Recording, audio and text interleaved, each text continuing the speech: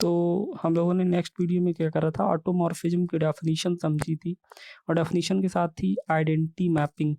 जो आपका identity mapping था उसका नेचर क्या होता है, सेम एलिमेंट को सेम एलिमेंट पे मैप करे। तो आइडेंटिटी मैपिंग के लिए हम लोगों ने देख लिया था कि वो ऑटोमॉर्फिज्म होता है, ठीक है। लेंथ ज़्यादा हो रही थी वीडियो की, इसलिए मैंने अदर एग्जांपल्स वहाँ पे नहीं प्रूफ करे थे। तो एग्जांपल्स को एक्सप्लेन करा था, प्रूफ नहीं करे थे। 1 को मैंने एक्सप्लेन कर दिया था आइडेंटिटी मैपिंग। अभी 2, 3, 4 ये जो इसमें से जो ये वाला एग्जांपल है, कहाँ गया ये वाला 3 वाला एग्जांपल कि इनवर्स में मैप कर रहा है। ये आपके क्वेश्चन भी बार-बार if and only if abelian ये पूछा जाता है। तो मैं क्या कर रहा हूँ कि मैं ऊपर के 2 और 3 एक्सप्लेन किए दे रहा हूँ, 4 वाला आपके लिए छोड़ रहा हूँ, ठीक है। मैंने 1 को एक्सप्लेन कर दिया, 2 और 3 प्रूफ कर रहा हूँ, 4 वाला मैंने आपके लिए छोड़ा है। आप स्क्रीन से भी देख के प्रूफ कर सकते हैं और पीडीएफ मैं लास्ट में दूँगा तो वहाँ सॉल्यूशन भी देख सकते हैं। फिर भी कोई प्रॉब्लम है तो मैं एक्सप्लेन कर दूँगा इसको। 4 एग्जांपल्स में मैं ये 3 प्रूफ कर दे रहा हूँ। आइडेंटिटी मैंने प्रूफ करा था। अभी जो दूसरा वाला आपका है complex number two complex number, और ये क्या कर रहा है, कॉम्प्लेक्स नंबर से ग्रुप से कॉम्प्लेक्स नंबर के ग्रुप पे जा रहा है और इसका नेचर ये है कि ये कॉम्प्लेक्स कॉन्जुगेट पे मैपिंग कर रहा है एलिमेंट्स की। तो ये कॉम्प्लेक्स कॉन्जुगेट पे मैपिंग करने वाला जो है ये आपका ऑटोमॉर्फिज्म होगा। ऑटोमॉर्फिज्म के लिए मैं कंडीशंस रिवाइज किए दे रहा हूँ। क्या होता है कि same group to same group होना चाहिए, आपका डोमेन को डोमेन में सेम ग्रुप सर्व करना चाहिए, सेम ग्रुप सर्व करना चाहिए। ये जी है, ये भी जी हो, और ये 1-1 हो आपका, ऑन टू हो आपका, और साइन प्रिजर्विंग हो। Image of composition composition of images के बराबर आना चाहिए, ठीक है। एक्सप्लेन कर रहा हूँ मैं इसको। ये phi such that C2C defined as phi of x plus iy x minus iy। मैंने बोला था z equal to x plus i y कोई कॉम्प्लेक्स नंबर होता है, इसका कॉन्जुगेट आपको लिखना है, z बार से रिप्रेजेंट करते हैं। कुछ नहीं करना, i का सिंबल इन्वर्ट करना है। ये प्लस i है तो माइनस i कर देना है यहाँ पे, अगर माइनस i होता तो प्लस i कर देते। तो x माइनस आई वाई ये आपका z बार आ गया। और एक इंटरेस्टिंग चीज़ यहीं पे मैं बता दे रहा हूँ कि अगर z आपका ऐसे होता है x माइनस आई वाई और इसका आपको लिखना होता कॉम्प्लेक्स कॉन्जुगेट, तो आप z बार यहाँ डिनोट करते। एक्स आई का सिंबल केवल इन्वर्ट करना, माइनस आई है तो आपको प्लस आई इसको किए देना है, प्लस आई वाई ये आपका z बार हो गया। यानी यहाँ से एक बेसिक आइडेंटिटी जो होती है मैं बता दे रहा हूँ, प्रूफ हो जाती है कि z इक्वस टू जेड बार का बार, यानी कि कॉम्प्लेक्स कॉन्जुगेट का कॉम्प्लेक्स कॉन्जुगेट ले लिया जाए तो वही नंबर आ जाता। हो सकता है इसको प्रूफ हम लोग कहीं पे यूज करें। तो डिफाइंड कैसे, एक्स प्लस आई वाई को एक्स माइनस आई वाई यानी conjugate complex where C is an additive complex group. देखो यहाँ पे बाइनरी ऑपरेशन क्लियर किए दे रहा है। एडिटिव कॉम्प्लेक्स ग्रुप बोलने का सेंस ये है कि आपका जो ग्रुप है, जो आपका ग्रुप है वो complex number non empty set complex number है और एडिशन है आपका बाइनरी ऑपरेशन। कॉम्प्लेक्स नंबर के सेट के साथ ही आपका एडिशन बाइनरी ऑपरेशन है। और ग्रुप बोल दिया यानी कि closure, associativity, existence of identity, existence of inverse, वो प्रॉपर्टीज फुलफिल हो रही हैं। एडिटिव बोल दिया यानी बाइनरी ऑपरेशन क्लियर हो गया यहाँ पे, ठीक है। अभी हमें क्या करना है, in order to show that phi is an automorphism it is sufficient to show that phi is 1-1, phi is onto, phi is sign preserving. क्योंकि कॉम्प्लेक्स टू कॉम्प्लेक्स डिफाइन करा मैप, तो डोमेन को domain में same group हो गया। अभी 1-1 दिखाना, onto दिखाना, साइन प्रिजर्विंग दिखाना, ठीक है। 1-1 ऑन टू और साइन प्रिजर्विंग दिखाना है। बेसिक्स में आप 1-1 का फंडा देख सकते हैं।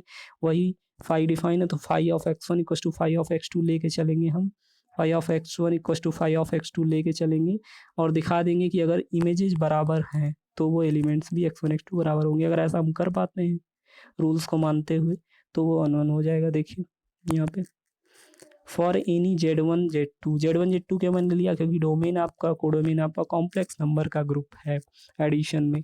तो phi of Z1 equal to phi of Z2 लिया मैंने। Phi of x1 plus i y one मैंने माना Z1 जो कॉम्प्लेक्स नंबर आपका उसको x plus i y one type की चीज़ लिख सकते हैं, x1 plus i y one type की चीज़ लिख सकते हैं। तो phi of x1 plus i y one equal to phi of x2 plus i y two. Z2 को मैंने ऐसे लिख लिया, कॉम्प्लेक्स नंबर लिखते हैं ना, Z equal to x plus i y. अभी फाई क्या कर रहा था कि कॉम्प्लेक्स पे मैप कर रहा था, कॉम्प्लेक्स कॉन्जुगेट पे, यानी कि आई का सिंबल इन्वर्ट करना, तो x1 minus i y one map करेगा फाई। और यहाँ Z2 यानी x2 plus i y to को यहाँ भी x2 minus i y two पे मैप करेगा। अभी अगर ये चीज़ें यहाँ पे इक्वल हैं, अगर ये इक्वेशन ठीक है अभी तक, तो इसका मतलब ये है कि जो एक्स प्लस आई वाई है, अगर ये किसी कॉम्प्लेक्स नंबर इक्वल होता है तो उसका रियल पार्ट और इमेजिनरी पार्ट दोनों इक्वल जाते हैं, ठीक है। रियल और इमेजिनरी पार्ट इक्वल जाते हैं, यानी कि x1 minus i y one equal to x1 minus i y two है। इसका मतलब क्या है, image on comparing the real and imaginary parts we get, हमें क्या मिलता है इससे कि x1 आपका x2 के बराबर है, y1 y2 के बराबर है। अगर ऐसा हो गया x1 x2 के बराबर, y1 y2 के बराबर है, तो x1 plus i y one equal to x2 plus i y two भी लिख सकते हैं। अगर x1 x2 के बराबर है, y1 y2 के बराबर है, इसका मतलब z1 z2 के बराबर आ गया, फाई 1 1 हो गया।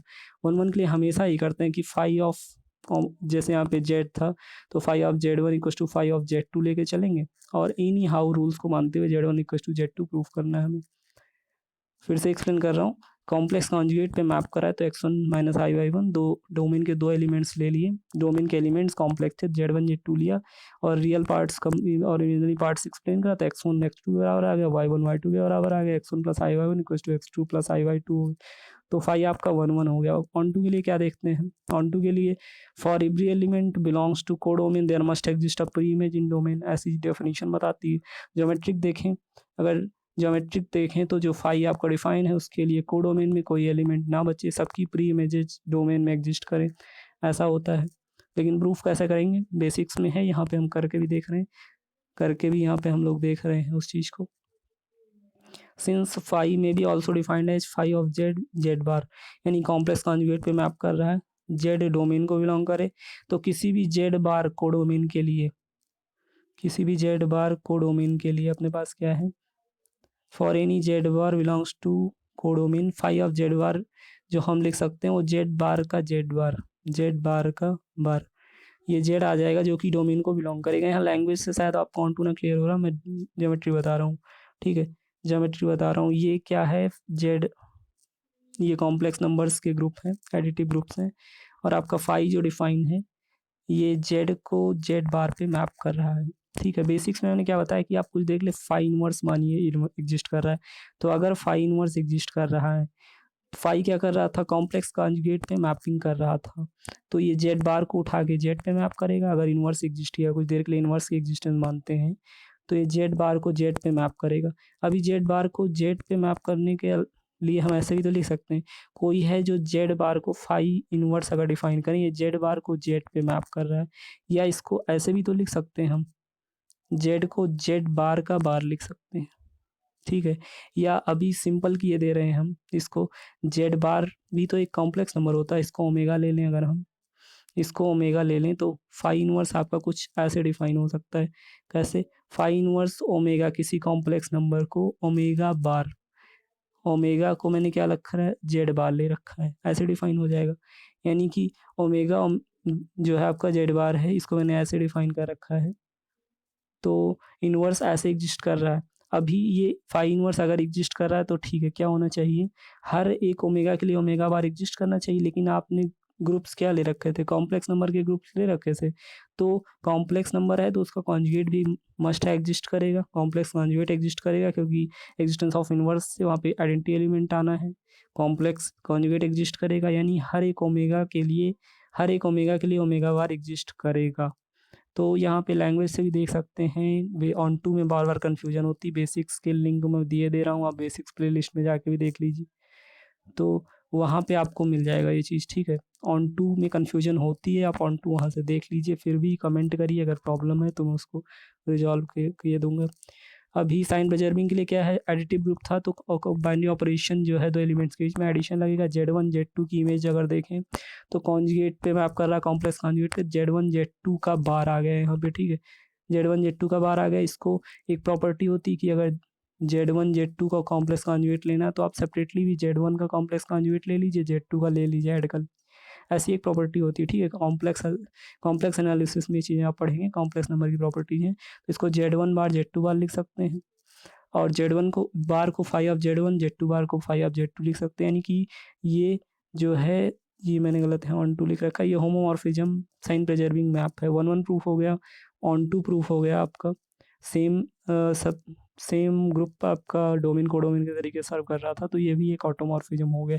नेक्स्ट लेक्चर में जो एक इम्पॉर्टेंट एग्जाम्पल है, एक इम्पॉर्टेंट एग्जाम्पल है, और बार बार ये क्वेश्चन भी रिपीटेडली पूछा जाता है कि अगर कोई मैप ऐसा है डोमेन टू कोडोमेन और इनवर्स एलिमेंट्स में मैप करने की उसकी आदत है, या फाई ऑफ ए इनवर्स पे मैप कर रहा है, तो ये ऑटोमॉर्फिज्म होता है, if and only if G is abelian. Next video में मैं इसको क्लियर कर दे रहा हूँ, 4 आपके होमवर्क के लिए होगा।